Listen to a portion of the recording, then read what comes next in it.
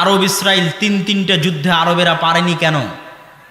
এরা হচ্ছে দিনের বেলা যুদ্ধ করে, রাতের বেলা ড্যান্স পার্টি করে, মুখে নাই দাড়ি, চাছা মুখ, তথা যুদ্ধ করতেছে আরব জাতীয়তাবাদের কারণে। আপনি 1971 যুদ্ধ করেছেন কেন? বাংলাদেশ জাতীয়তাবাদ, বাঙালি জাতীয়তাবাদের কারণে, ধর্মের কারণে নয়। তো আজকে আপনাকে যারা মারতেছে তারা কি জন্য মারতেছে ভাই? এই পয়েন্টটা আপনাকে বুঝতে হবে। আপনি যদি মনে করেন এটা দুটো দেশের মধ্যে যুদ্ধ, তাহলে ভুল। কখনোই এটা দুটো দেশের মধ্যে যুদ্ধ নয়।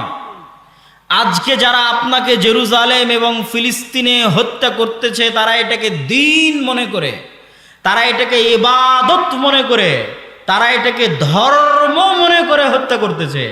আর আপনি তাদের সাথে ডিল করবেন সেকুলারিজম দিয়ে, আপনি তাদের সাথে ডিল করবেন ন্যাশনালিজম দিয়ে, জাতীয়তাবাদ দিয়ে, ধর্মনিরপেক্ষতাবাদ দিয়ে। অসম্ভব। আপনার ভাগ্যে কোনোদিন বিজয় আসবে না।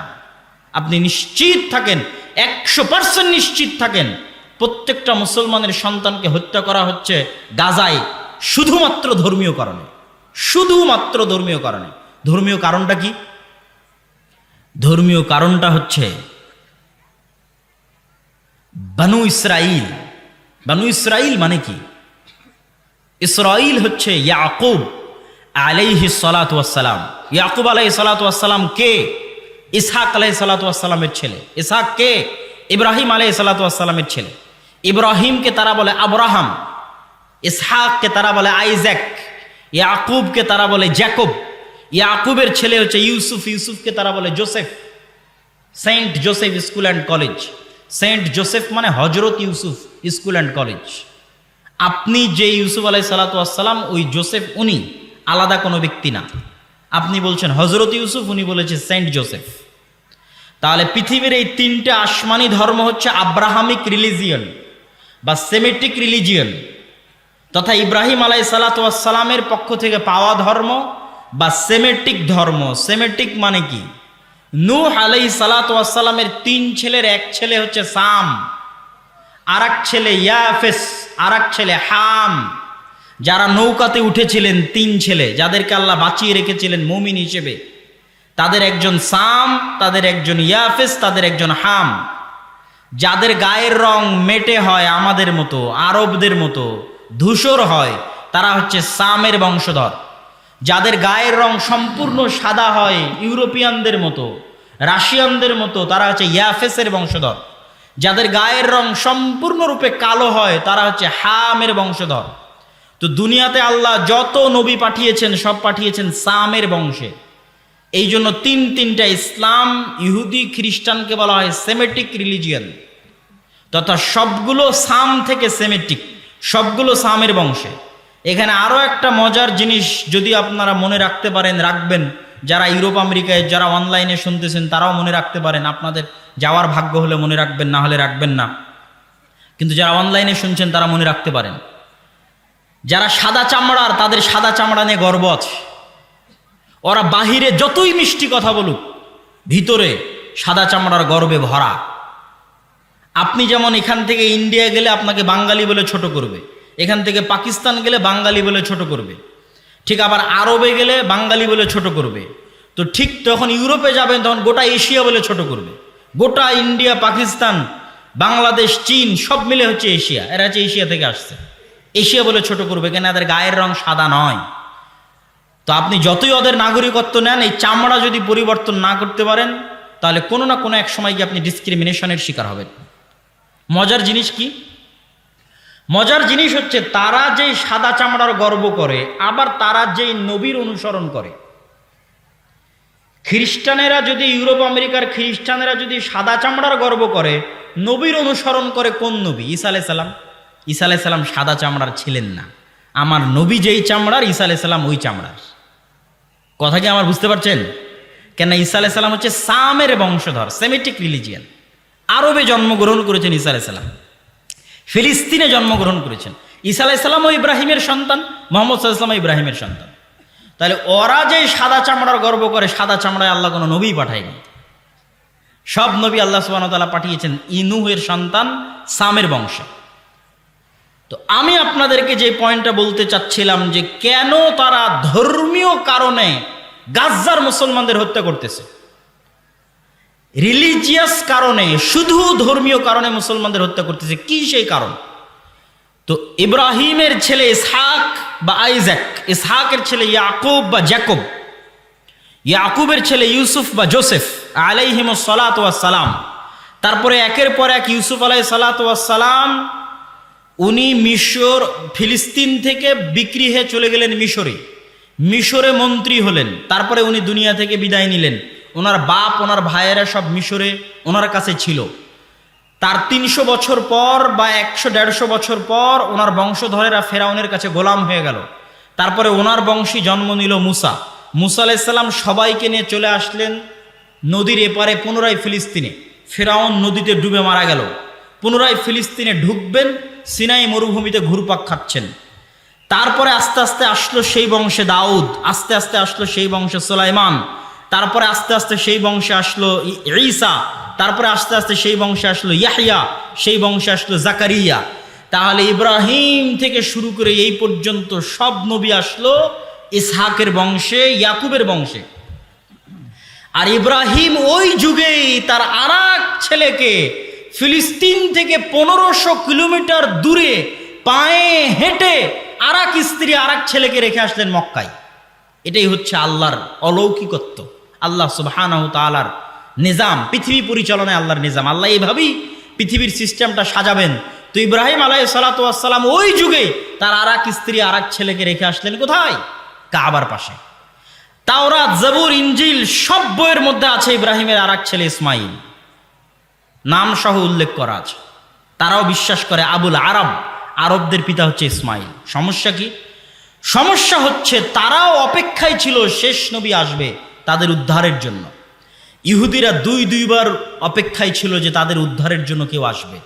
এক, ঈসা আলাইহিস সালামের আগমনের পূর্বে তারা অপেক্ষায় ছিল ঈসা মাসিহ কেন বলা হয়, আবার মাসিহুদ দাজ্জাল কেন বলা হয়। ঈসার সাথেও মাসিহ, দাজ্জালের সাথেও মাসিহ। মাসিহ মানে কি? উদ্ধারকারী। তো ঈসা মাসিহ মানে ঈসা উদ্ধারকারী, মাসিহুদ দাজ্জাল মানে দাজ্জাল উদ্ধারকারী। তো ঈসা আলাইহিস সালাতু ওয়াস সালাম উদ্ধারকারী হিসেবে এসেছিলেন ইহুদিদেরকে উদ্ধার করার জন্য। তারা ঈসা আলাইহিস সালাতু ওয়াস সালামকে অপবাদ দিয়ে হত্যা করলো তাদের বিশ্বাস অনুযায়ী। আর কোরআনের বিশ্বাস অনুযায়ী, আমাদের বিশ্বাস আল্লাহ উঠিয়ে নিলেন, হত্যা করতে পারেনি। কিন্তু এই হত্যার আযাবে তারা জেরুজালেম থেকে বিতাড়িত হয়ে গেল। ওই বিতাড়িত হওয়ার সময় ইহুদিরা সব একটা প্রায় 3টা ইহুদি গোত্র এসে জমা হলো মদিনাতে। বানু কুরাইজা, বানু কায়নুকা, বানু নজির। ইহুদিরা তো মক্কায় আসার কোনো অপশন নাই। ইহুদিরা তো বানু ইসরাইল, ফিলিস্তিন অথবা মিশর। মিশরে ছিলেন ইউসুফ আলাইহিস সালাম, আর ফিলিস্তিনে তাদের বাপদাদা যারা ছিল সেখানে। তারা মদিনায় কেন? তারা মদিনায় আসছিল অপেক্ষা করতে মুহাম্মদ সাল্লাল্লাহু আলাইহি ওয়াসাল্লামের। তারা জানতো মুহাম্মদ সাল্লাল্লাহু আলাইহি ওয়াসাল্লাম আসবে, ওখানে প্রেরিত হবেন। কিন্তু তারা ভাবছিল যে তাদের মধ্যে প্রেরিত হবেন, তথা বানু ইসরাইলে প্রেরিত হবেন, ইসহাকের বংশে প্রেরিত হবেন, ইয়াকুবের বংশে প্রেরিত হবেন। কিন্তু আল্লাহ পাঠিয়ে দিলেন ইসমাইলের বংশে। কিন্তু মুহাম্মদ সাল্লাল্লাহু আলাইহি ওয়াসাল্লামের পাওয়ারের জায়গা কি, ক্ষমতার জায়গা কি? যে মুহাম্মদ সাল্লাল্লাহু আলাইহি ওয়াসাল্লামও ইব্রাহিমের বংশধর। এখানেই হচ্ছে বিপদ, যে তাহলে শেষ নবী মুহাম্মদ সাল্লাল্লাহু আলাইহি ওয়াসাল্লাম ইব্রাহিমের বংশধর, আর যত নবী আগে এসেছিলেন বানু ইসরাইলে সবাই ইব্রাহিমের বংশধর। তাহলে কোনো দিক থেকে মুহাম্মদ সাল্লাল্লাহু আলাইহি ওয়াসাল্লাম তাদের চেয়ে কমে নন। তাহলে এবার আল্লাহর যত ফজিলত, যত দয়া, যত রহমত তাদের তাওরাতে লেখা আছে, ইনজিলে লেখা আছে, সব পাবে মুহাম্মদ সাল্লাল্লাহু আলাইহি ওয়াসাল্লাম আর তার উম্মতেরা, যারা মুহাম্মদ সাল্লাল্লাহু আলাইহি ওয়াসাল্লামের অনুসরণ করবে। তারা এই জায়গায় তাদের সুপারিয়রিটি ধাক্কা খেল। সুপারিয়রিটি, হিন্দুদের মধ্যে যেমন 4টা ভাগ আছে, তার মধ্যে সবচেয়ে উপরে আছে ব্রাহ্মণ। ব্রাহ্মণেরা হচ্ছে সুপারিয়রিটি, যে আমরা খোদার মাথা থেকে তৈরি হয়েছি, আমরাই পৃথিবীর শাসক আর বাকি সব গোলাম। তো ওদের মধ্যে দীর্ঘদিনে একটা সুপারিয়রিটি চলে এসেছিল। আমাদের জন্য জান্নাত থেকে মান্না সালওয়া এসেছে, আমাদের জন্য মরুভূমিতে আল্লাহ পাথর ফেটে ঝর্ণা তৈরি করেছে, আমাদের জন্য আল্লাহ ফেরাউনকে ডুবিয়ে হত্যা করেছে, আমরা দাউদ আর সুলাইমানকে সাথে করে নিয়ে পৃথিবীর সবচেয়ে শ্রেষ্ঠ রাজত্ব কায়েম করেছিলাম। সুপারিয়রিটি। সুতরাং শেষ নবী আসলে আমার মধ্যেই আসতে হবে, আমাদের বংশে আসতে হবে। যখনই শেষ নবী আসলেন ইসমাইল আলাইহিস সালাতু ওয়াস সালামের বংশে, তখন বানু ইসরাইলের সুপারিয়রিটি ধাক্কা খেল, আঘাতপ্রাপ্ত হলো। আর এই সুপারিয়রিটি থেকে তাদের হিংসা তৈরি হলো। সেই হিংসা থেকে তারা মুহাম্মদ সাল্লাল্লাহু আলাইহি ওয়াসাল্লামকে হত্যা করতে চাইল। আর মুহাম্মদ সাল্লাল্লাহু আলাইহি ওয়াসাল্লামের সাথে বেঈমানি করতে থাকলো মদিনায়, মদিনা সনদের চুক্তিতে স্বাক্ষর করার পরে। ওই হিংসার জায়গা থেকেই আজ অবধি, ওই হিংসার জায়গা থেকেই যে না, বানু ইসমাইল, মুহাম্মদ সাল্লাল্লাহু আলাইহি ওয়াসাল্লাম এবং তার অনুসারীদের অস্তিত্ব পৃথিবীতে রাখা যাবে না। আর ইহুদিদের সুপারিয়রিটি এমনভাবে কাজ করে যে আপনি জন্মগত ইহুদি ছাড়া ইহুদি ধর্মই গ্রহণ করতে পারবেন না। আপনি যদি জন্মগত ইহুদি হন তাহলে ইহুদি, আর যদি জন্মগত ইহুদি না হন, ইহুদি ধর্ম গ্রহণ করার কোনো কায়দা নাই। এটা হচ্ছে তাদের সুপারিয়রিটি। আর ইসলাম হচ্ছে ব্যাপক একটা ভয়ঙ্কর সর্বগ্রাসী দিন। তুমি হিন্দু হও, বৌদ্ধ হও, খ্রিস্টান হও, সবাই এই দিনে প্রবেশ করতে পারবে। এটা হচ্ছে এই দিনের সবচেয়ে পজিটিভ এবং প্লাস পয়েন্ট। এই জায়গা থেকে তাদের অন্তরে হিংসা তৈরি হলো, এবং সেই হিংসার জায়গা থেকে তারা মনে করে, আমি যদি এক বাক্যে যদি বলি, তারা মনে করে যে আপনাকে হত্যা করাও তার অধিকার, আপনার স্ত্রীকে তুলে নিয়ে যেয়ে ভোগ করাও তার অধিকার, আপনার শিশুকে জবাই করাও তার অধিকার। এটা অধিকার মনে করে। মুখে বলতে পারে না, কিন্তু কাজে দেখেন, কাজে বুঝতে পারছেন। মুখে বলতে পারে না, আধুনিক সভ্য বিশ্বের জন্য বলতে পারে না, কিন্তু কাজে বুঝতে পারছেন যে এটা তারা নিজেদের অধিকার মনে করে। অধিকার মনে করে ধর্মীয় কারণে নিজেদের শ্রেষ্ঠত্ব টিকিয়ে রাখতে বানু ইসমাইলের সন্তানদের হত্যা করতেছে। আর আরো একটা জিনিস আশ্চর্য হচ্ছে, তাদের দিনে যেমন তাওহীদের সবচেয়ে নিকটবর্তী দিন, যেমন অন্য দিনগুলোর মধ্যে তাওহীদের সবচেয়ে নিকটবর্তী দিন হচ্ছে ইহুদি ধর্ম। আমরা মুসলমানেরা যে তাওহীদে বিশ্বাস করি, এটা সবচেয়ে নিকটবর্তী। তারাও মসজিদে গিয়ে সালাত আদায় করে 3 ওয়াক্ত, আমরা আদায় করি 5 ওয়াক্ত। তাদের মসজিদকে বলা হয় সিনাগগ। তাদের মেয়েরাও পৃথিবীর অন্য আর যে কোনো অঞ্চলের মেয়েদের চাইতে বেশি হলেও শালীনতা বজায় রাখার চেষ্টা করে। তারা তাদের মধ্যে সুদ খায় না, তাদের অভ্যন্তরে মদ খায় না, কিন্তু সারা পৃথিবীর মানুষ যেন সুদ খায় আর সারা পৃথিবীর মানুষ যেন মদ খায়, এই জন্য তারা সবচেয়ে বেশি চেষ্টা করে। এটা হচ্ছে সুপারিয়রিটি থিঙ্কিং থেকে, যে আমি মদ খাবো না, আমি সুদ খাবো না, কিন্তু দুনিয়ার সব মুসলমান যেন মদ খায়, দুনিয়ার সব মুসলমান যেন বিড়িখোর হয়, দুনিয়ার সব মুসলমান যেন জুয়াখোর হয়, আর ওর ছেলেটা হবে বিজ্ঞানী।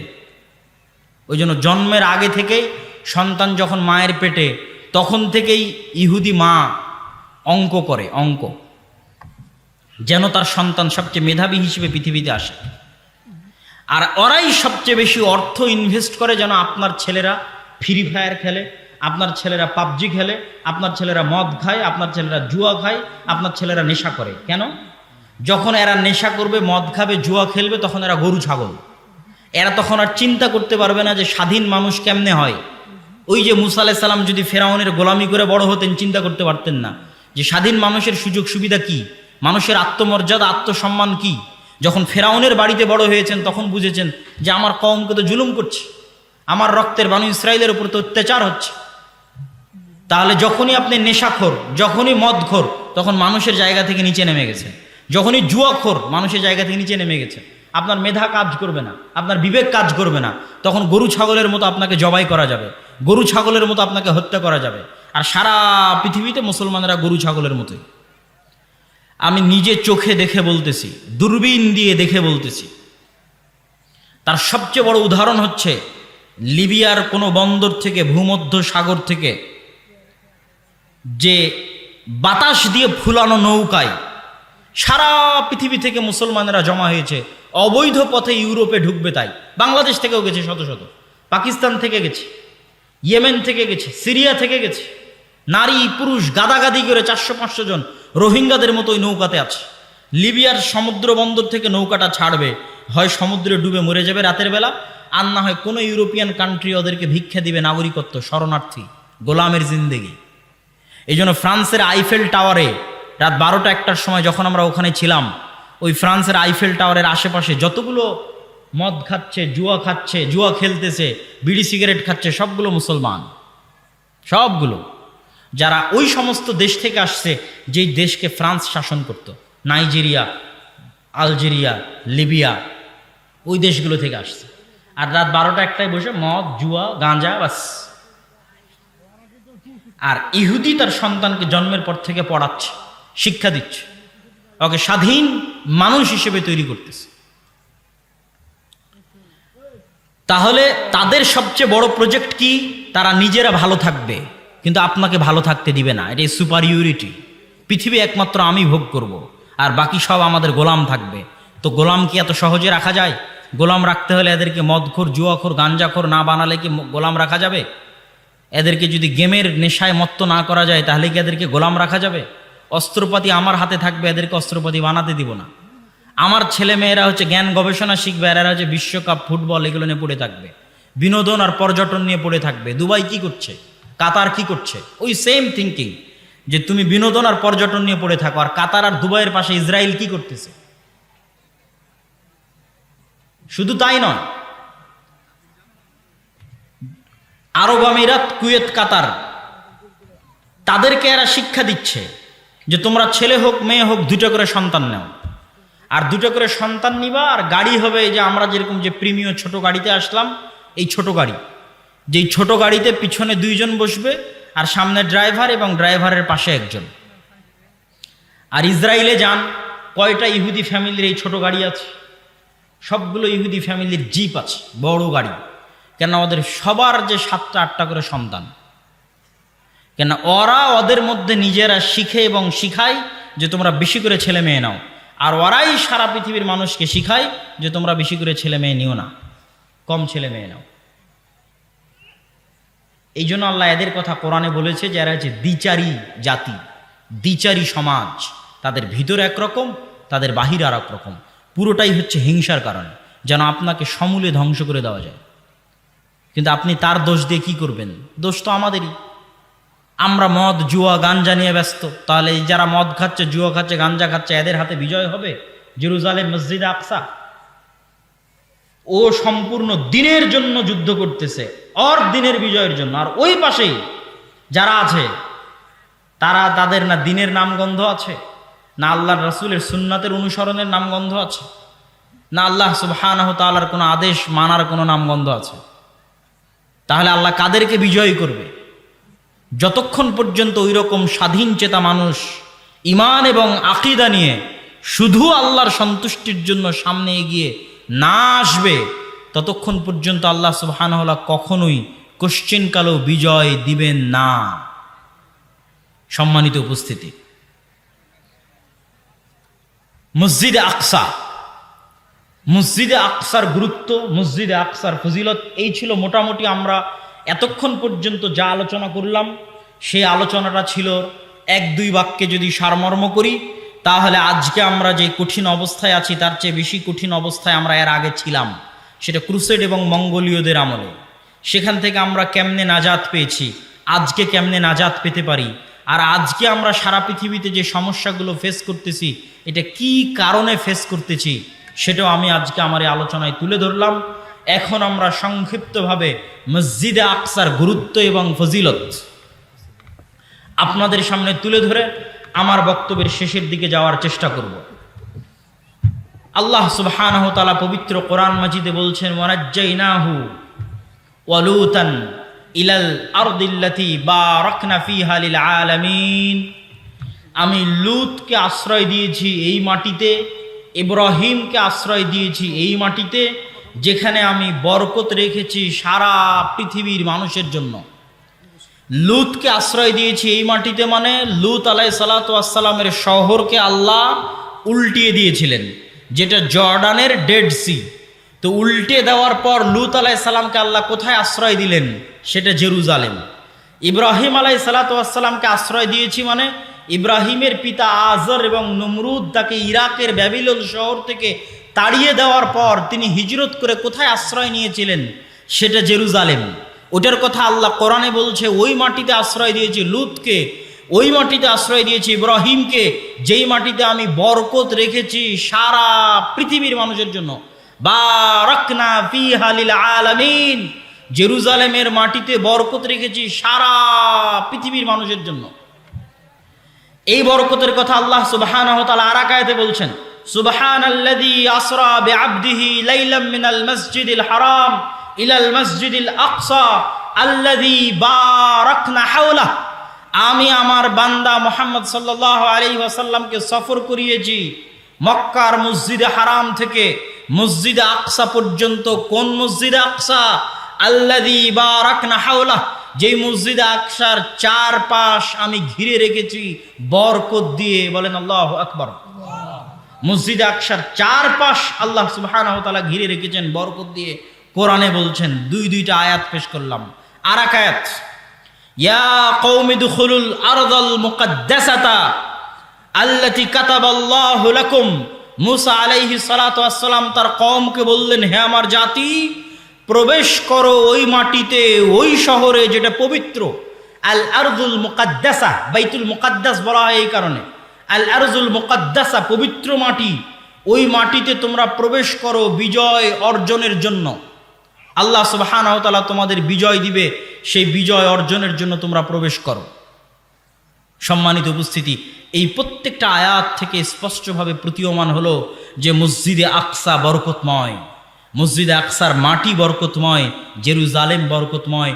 আর এটা পৃথিবীতে আল্লাহর ইবাদতের জন্য তৈরি করা দ্বিতীয় মসজিদ। ইন্না আউওয়ালা বাইতিন উযিআ লিন-নাস বিবাক্কা, আল্লাহর ইবাদতের জন্য পৃথিবীতে প্রথম মসজিদ তৈরি হয়েছে মক্কায়। বুখারীর হাদিসে আবু যর গিফারী রাদিয়াল্লাহু তাআলা আনহু থেকে বর্ণিত। আর দ্বিতীয় মসজিদ হচ্ছে মসজিদে আকসা। আল্লাহর নবী বললেন, দুইটার মধ্যে ব্যবধান 40 বছর, তথা মক্কার মসজিদে হারামের 40 বছর পর মসজিদে আকসা তৈরি হয়েছে। মসজিদে আকসা পৃথিবীতে আল্লাহর ইবাদতের জন্য তৈরি হওয়া দ্বিতীয় মসজিদ।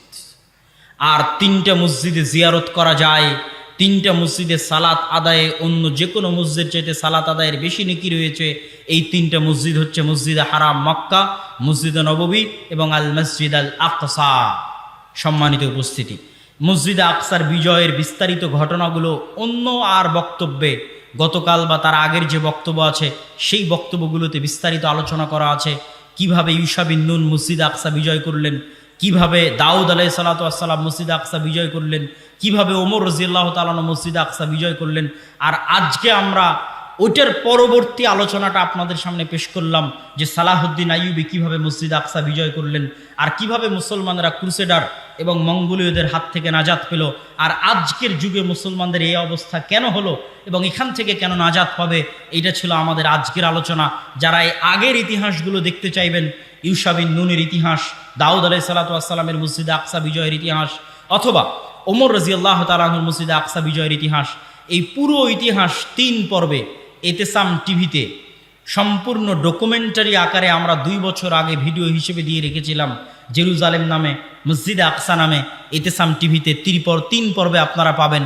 আর স্বাভাবিক এখন প্রায় প্রতিদিনই যেহেতু এই বিষয়ে আলোচনা আছে, সুতরাং সেগুলোতেও পাবেন। আমি আমার বক্তব্যের শেষে আজকে আমাদের যে উদ্দেশ্যে এই প্রোগ্রামটা আয়োজিত, আমি আপনাদের এই অঞ্চলে দাওয়াতি সফরে এসেছি। পুরো সাপাহার অঞ্চলে আমি একদিন সময় দিয়েছি। সাপাহার অঞ্চলের জবাই, সাপাহার অঞ্চলের ওইটা শিমুলডাঙ্গা নাকি কি বলে ওই জায়গা, হ্যাঁ, পাহাড়ি পুকুর, প্রায় 4টে জায়গায় আমি দাওয়াতি সফরে অংশগ্রহণ করেছিলাম এবং মক্তব উদ্বোধন করে দিয়ে গেছিলাম। যদিও আলহামদুলিল্লাহ অন্য অঞ্চলের তুলনায় এই অঞ্চলে মসজিদ ভিত্তিক দিন শিক্ষা শক্তিশালী। তারপরেও আমরা চাই যে এই অঞ্চলের মসজিদগুলোতে শুধু মুসলমানের সন্তানেরা কোরআন শিখবে তা নয়, বরং পরিপূর্ণ দিনের জ্ঞান যেন পায় এবং এটা একটা মাদ্রাসার মতো শিক্ষা প্রতিষ্ঠানের মতো পরিচালিত হয়। আমরা জামিয়া সালাফিয়ার অধীনে আমাদের মসজিদ ভিত্তিক মক্তবগুলোকে প্রাথমিক প্রতিষ্ঠান হিসেবে পরিচালনা করার স্বপ্ন নিয়ে দেশব্যাপী আমাদের সফর অব্যাহত আছে। এখন পর্যন্ত 4টি জেলার 126টি মসজিদে সফর করে প্রায় 250-এর অধিক মক্তব আমরা উদ্বোধন করেছি এবং সেই কেন্দ্রিকই মূলত আদ-দাওয়া ইলাল্লাহর অধীনে আদ-দাওয়া ইসলামী সেন্টার এবং আদ-দাওয়া ইসলামী সম্মেলন আয়োজিত হচ্ছে। এবং আমি এইভাবেই এবছর প্রোগ্রামগুলোকে সাজিয়ে সেই প্রোগ্রামগুলো আয়োজনের ব্যবস্থা এইভাবেই করা হয়েছে এবং এই প্রোগ্রামগুলোর মাধ্যমে এই সমস্ত দিনী কাজ, দাওয়াতি কাজ সুন্দর সাবলীলভাবে পরিচালিত হোক, মসজিদ ভিত্তিক দিন শিক্ষা শক্তিশালী হোক। শুধু মসজিদ এসি আর টাইলস দিয়ে বানিয়ে রাখলাম আর মসজিদের আশেপাশে সব মদখোর জুয়াখোরে পরিপূর্ণ থাকলো, এই মসজিদ দিয়ে দেশ এবং জাতির কোনো কাজ, কোনো উপকার হবে না। মসজিদ যদি ভাঙ্গা বেড়ারও হয়, ভাঙ্গা টিনেরও হয়, কিন্তু মসজিদে শিক্ষার ব্যবস্থা থাকে, তাহলে অন্তত শিক্ষার আলো মানুষের মধ্যে পৌঁছে গেলে তারা খোলা মাঠে হলেও সালাত আদায় করবে। এই বিশ্বাস, এই চাওয়া, এই দাবি নিয়ে আমরা মসজিদ কমিটি, এলাকার লোকজন তাদের সামনে আমরা বলছি, আমাদের প্রস্তাব রাখতেছি। আমরা মসজিদগুলোতে দিন শিক্ষার ব্যবস্থাকে শক্তিশালী এবং চাঙ্গা করতে চাই। প্রতিটি মসজিদ হোক দিন শিক্ষার প্রথম পাঠশালা, এটা আমাদের মূল দাবি। এই দাবি নিয়ে আমাদের সফর অব্যাহত আছে এবং আমাদের প্রোগ্রামও অব্যাহত আছে। আজকের এই প্রোগ্রামে আপনারা যারা উপস্থিত হয়েছেন তারা আল্লাহ সুবহানাহু তাআলার সন্তুষ্টির জন্য ওয়ামিম্মা রাযাকনাহুম ইউনফিকুন, আল্লাহ আপনাদের টাকা চায়নি। আল্লাহ সুবহানাহু তাআলা বলছেন, তোমার পকেটে যে টাকা আছে এটা আমি দিয়েছি। মিম্মা রাযাকনা, আমি দিয়েছি। তোমার টাকা দান করতে বলছি তা নয়, বরং আমি দিয়েছি, সেটা থেকে কিছু খরচ করতে বলছি তোমাদেরকে আল্লাহর রাস্তায়, আল্লাহর সন্তুষ্টির জন্য। আপনার অর্থ দিয়ে যদি একজন মুসলমানের সন্তানও পবিত্র কোরআনের একটি আয়াতও শিখে, পবিত্র কোরআনের একটি আরবি অক্ষরও শিখে, সেটা আপনার জন্য যুগ যুগ যাবৎ সাদাকায়ে জারিয়া হিসেবে থেকে যাবে। যেমন আজকে আমরা যারা এশার সালাত আদায় করেছি, তারা এশার সালাতে সূরা ফাতিহা পড়ে যা নেকি পেয়েছি, ছোটবেলায় যিনি আমাদের সূরা ফাতিহা শিখিয়েছিলেন তিনি তাই নেকি পেয়েছে, তাকে যিনি শিখিয়েছিলেন তিনিও তাই নেকি পেয়েছে। এইভাবে একদম সাহাবী পর্যন্ত, আল্লাহর নবী পর্যন্ত যতজন এই সূরা ফাতিহা আপনার পর্যন্ত পৌঁছে দিতে পরিশ্রম করেছে, সবাই আপনার সালাতে সূরা ফাতিহা পড়ার পরিপূর্ণ নেকি পেয়েছে। আজকে আপনারা এই মজলিসে অংশগ্রহণ করবেন কোরআন শিক্ষার জন্য, আপনার এটা এমন একটা সাদাকায়ে জারিয়া হিসেবে থেকে যাবে যে আপনার অর্থ দিয়ে কোনো এক মুসলমানের সন্তান কোরআন শিখলো, তার মাধ্যমে আর কেউ শিখলো, তার মাধ্যমে আর কেউ শিখলো। আপনি দুনিয়া থেকে বিদায় নেওয়া 500 বছর হয়ে গেছে, তাও দেখবেন আপনার নেকি চলতেই আছে, চলতেই আছে।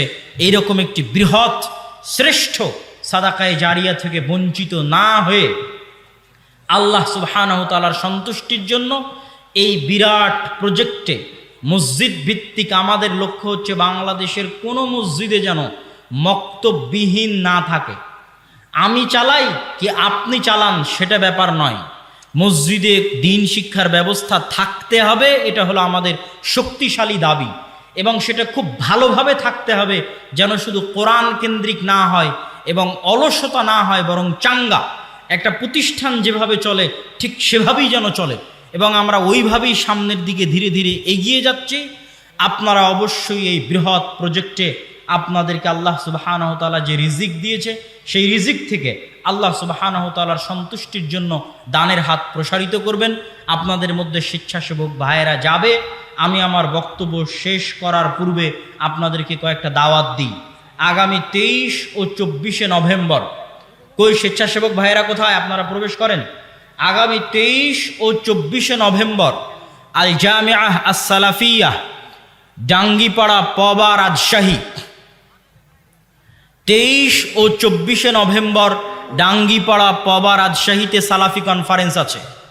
উক্ত সালাফি কনফারেন্সে আপনাদেরকে অংশগ্রহণ করার উদাত্ত আহ্বান জানাচ্ছি।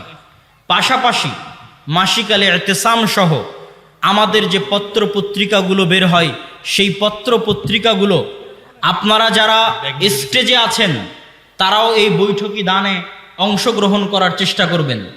মুরব্বী যারা আছেন, স্টেজে যারা আছেন, তারা সকলেই অংশগ্রহণ করার চেষ্টা করবেন। আর বিশেষ করে যারা মিডিয়ার ভাইয়েরা আছে, তারা অনেক বেশি টাকা পয়সা ইনকাম করে মিডিয়া থেকে, এদের সবার কাছ থেকে আজকে দান আদায় করবা। কই রিফাত? সব মিডিয়ার কাছ থেকে আজকে দান আদায় করবা। আর দাওয়া ইলাল্লাহর জন্য, মসজিদ ভিত্তিক দিন শিক্ষার জন্য।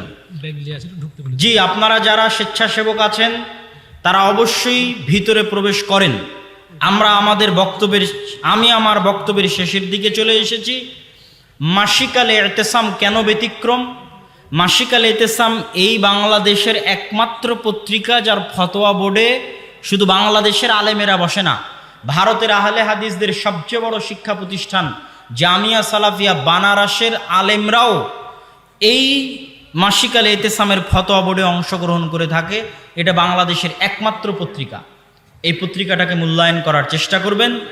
আর সালাফি কনফারেন্সে ভারত থেকে আলেম ওলামা আসবে, সৌদি আরব থেকে আলেম ওলামা আসবে। এবার প্রথম সালাফি কনফারেন্স আমাদের, যেখানে আমরা প্রায় 3 দেশের আলেম ওলামাদের পাবো, বাংলাদেশ, ভারত, সৌদি আরব। এইবার আমরা প্রথম সৌদি থেকে আমাদের মেহমানদের নিয়ে আসবো ইনশাআল্লাহ। অতএব এই ব্যতিক্রম সালাফি কনফারেন্সে আগামী 23 ও 24 নভেম্বর আপনাদের অংশগ্রহণের উদাত্ত আহ্বান জানিয়ে মাসিক আল এতেসাম সহ আমাদের যে বই পুস্তকগুলো আছে স্টেজে পাবেন, সেটা নেওয়ার আহ্বান জানিয়ে আমরা আল্লাহর নিকটে দোয়া করি, হে আল্লাহ, যারা আজকে এই অনুষ্ঠানে অংশগ্রহণ করেছে, এই দানে অংশগ্রহণ করছে, আপনি তাদের এই দানকে কবুল করুন, আল্লাহুম্মা আমিন। হে আল্লাহ, যারা আজকে আমরা এখানে উপস্থিত হয়েছি, মা এবং বোনেরাও এই দানে অংশগ্রহণ করার, বৈঠকি দানে অংশগ্রহণ করার চেষ্টা করবেন। আপনি আমাদের সকলের, যারা মারা গেছে, যারা কবরে চলে গেছে, তাদের কবরের শাস্তিকে মাফ করে দিন, আল্লাহুম্মা আমিন। হে আল্লাহ, আমরা যারা যতদিন পৃথিবীতে বেঁচে থাকবো ততদিন ঈমানের উপর, ইসলামের উপর বেঁচে থাকার তৌফিক দান করুন, আল্লাহুম্মা আমিন। হে আল্লাহ, ফিলিস্তিনে হাজার হাজার মুসলমান, মা, নারী, পুরুষ, শিশু মারা যাচ্ছে, আপনি তাদের এই মৃত্যুকে শহীদি মৃত্যু হিসেবে কবুল করুন, আল্লাহুম্মা আমিন। হে আল্লাহ, আপনি ফিলিস্তিনের মুসলমানদের কষ্টকে, দুঃখ দুর্দশাকে দূর করে দিন, আল্লাহুম্মা আমিন। হে আল্লাহ, ফিলিস্তিনের মুসলমানদের উদ্ধারের জন্য, মসজিদে আকসায় মুসলমানদের পুনরায় সালাত আদায় করতে দেওয়ার জন্য আপনি মুসলমানদের জন্য সুলতান আন নাসিরা, শক্তিশালী শাসক সালাহুদ্দিন আইয়ুবীর মতো শক্তিশালী শাসক পাঠিয়ে দিন, আল্লাহুম্মা আমিন।